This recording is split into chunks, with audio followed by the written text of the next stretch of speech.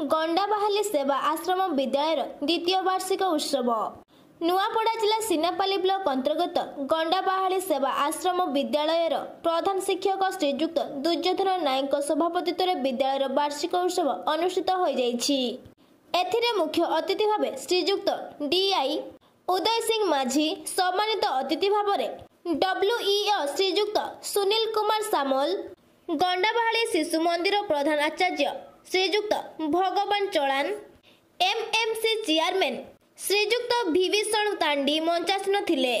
विद्यालय छात्र छात्री द्वारा नाच गीत आदि सांस्कृतिक कार्यक्रम अनुष्ठित होगा सह क्रीड़ा प्रतियोगिता रे कृतित्व हासिल करथिबा छात्र छात्री मानकु श्रीजुक्त नरेश मेहर और आशुतोष मेहर प्रशंसा पत्र सह पुरस्कृत करथिले। एही कार्यक्रम को शिक्षक श्रीजुक्त सुरेश मेहर मंच परिचालना करथिबा बेले शिक्षक श्रीजुक्त हिमांशु शेखर मेहर धन्यवाद अर्पण करथिले।